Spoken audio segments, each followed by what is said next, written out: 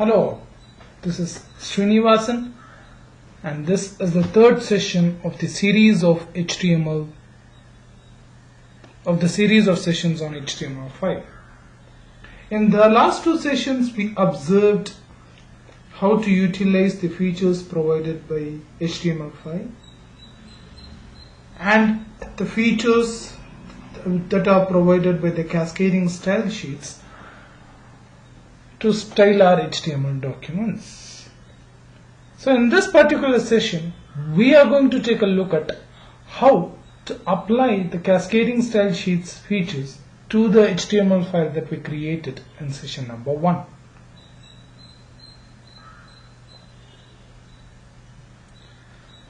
So this was the HTML that we created in the session number 1, and on running the same in any given browser,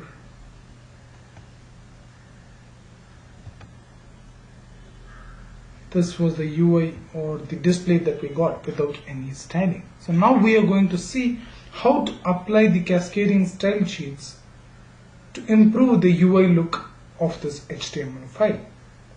So first let us start linking our HTML file with a new CSS file.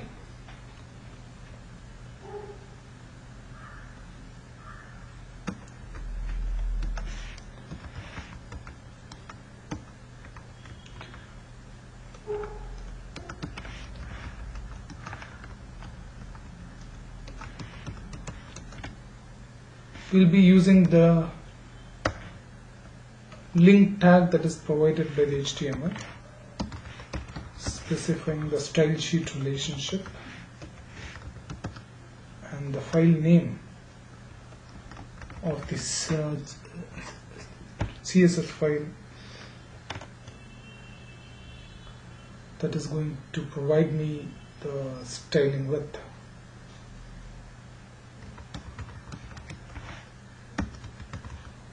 The name of the CSS file can be anything.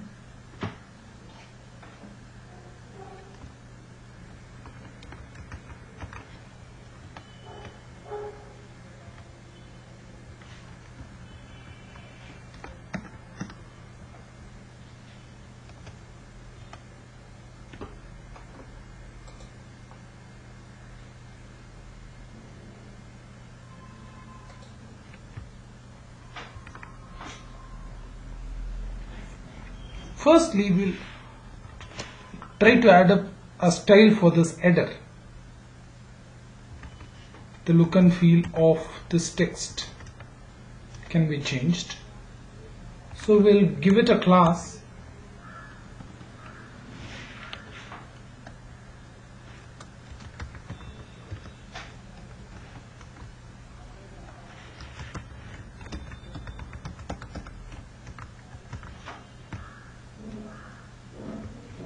and to this class we'll see how we can style it using the cascading style sheets. Dot being the reference or the operator using which we can refer to the class names.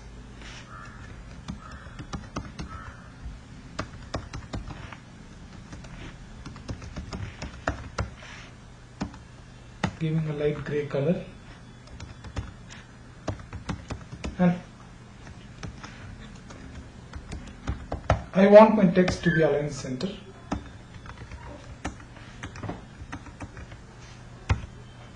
So this is the look and feel that we will get after applying the style sheets for the body header class.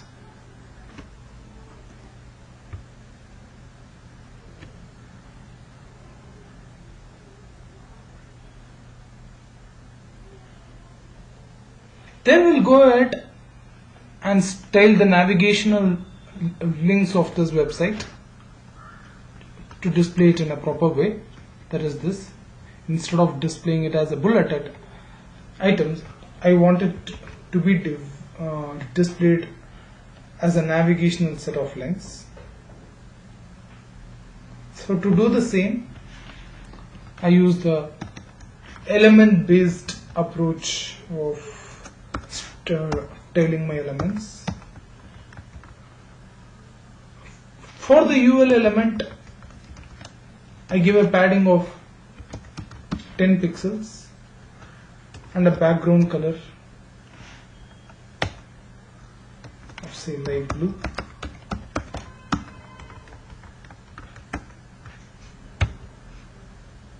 So this will be the background of my navigational links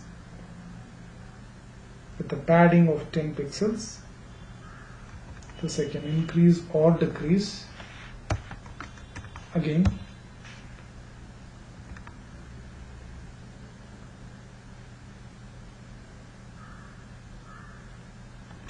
So let me keep it to 10.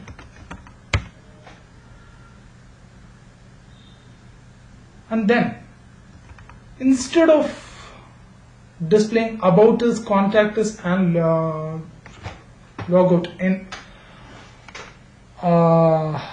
sequential way, I wanted it to be aligned horizontally.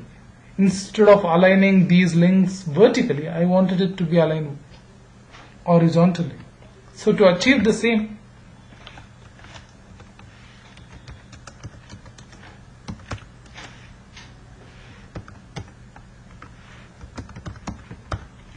I'll give the display property of the li element to be inline, which ensures that the items are displayed one after another. One of the things to be noted down here is that I do not want this gap between these two elements, which is this white space. So how to avoid the same? And neither this nor this, that is between the browser's window and the company private limited element, I do not want even this space. So to avoid the same, we can give the margin of all the elements to be equaling 0. So by doing the same, my elements are aligned the way that I wanted it to be.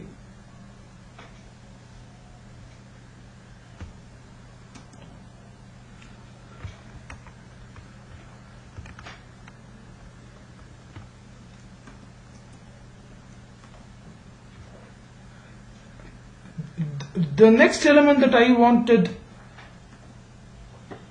to style is my section element. In this particular element, I want to apply a border for my section and a particular width for my section. So to do the same,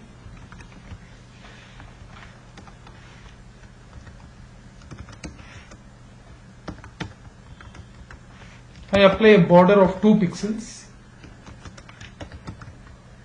with a solid type and the color being blue,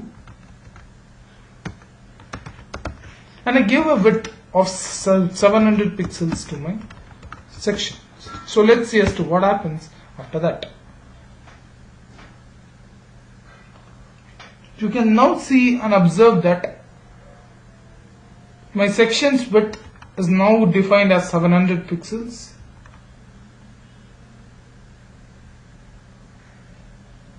It can be reduced or increased.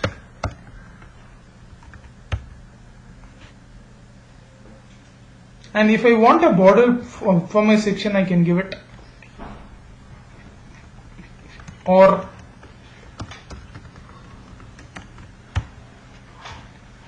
there are different styles of applying my borders. So as of now, I go with the solid one.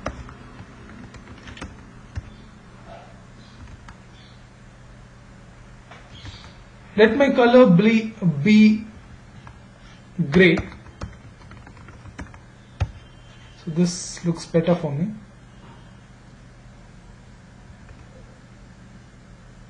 So with this look and feel, now I would want to specifically format the header sections and the footer sections of my section.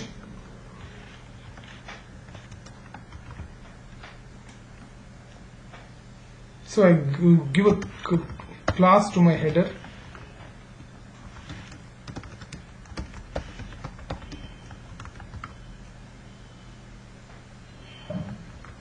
and for the same class I can style it using the CSS.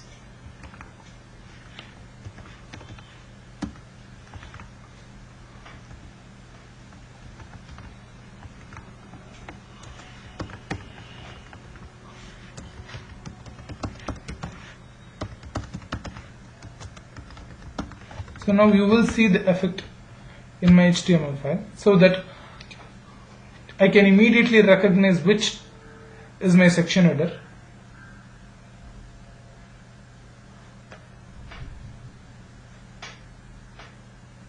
And I want the footer part of my section to be aligned right. So to do the same, I again style it using the component based way of applying the cascading style sheets to the components.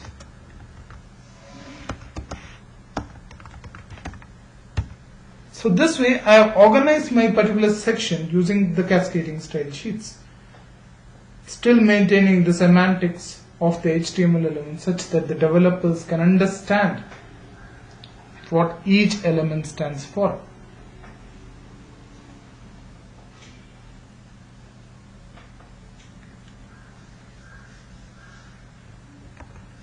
The next element that I need to apply styles for is for the aside semantic element, and I want the aside semantic element, which is the current affairs, which is displaying the current affairs, to be displayed on the right hand side of my window. So to do the same,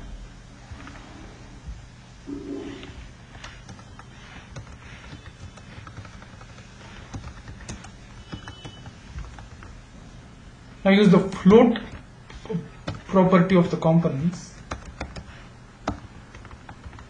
to align it to the right section.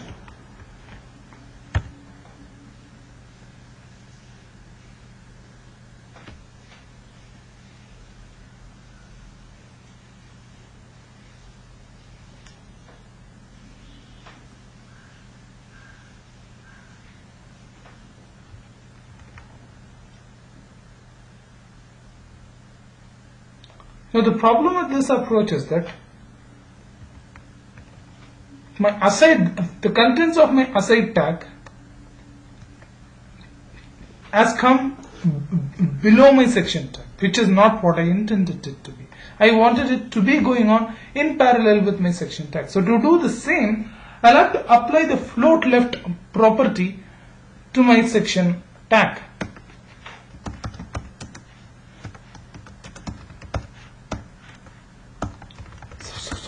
This way I achieve what I intended it to be, that current affairs stands in parallel with my section tag.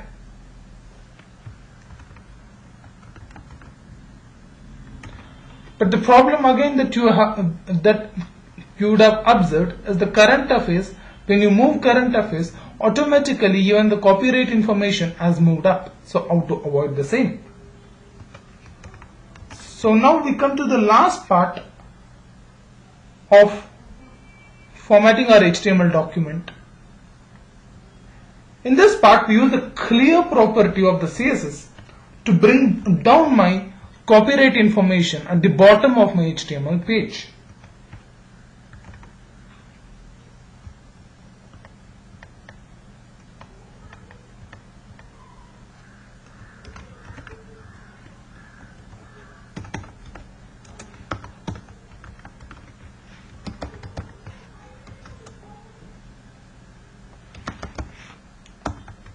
So this way I do not want any floating elements next to my footer component. So the copyright information has come down, but now I would want the same to be aligned text. The text, I wanted it to be aligned in the middle. So how to do the same? We can again here use the text align property of my component to align the component's text in the middle of the body.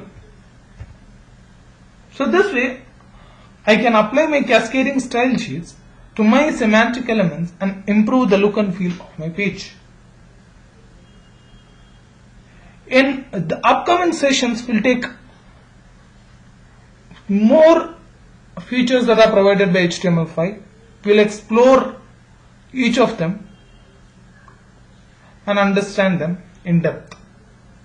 Thank you.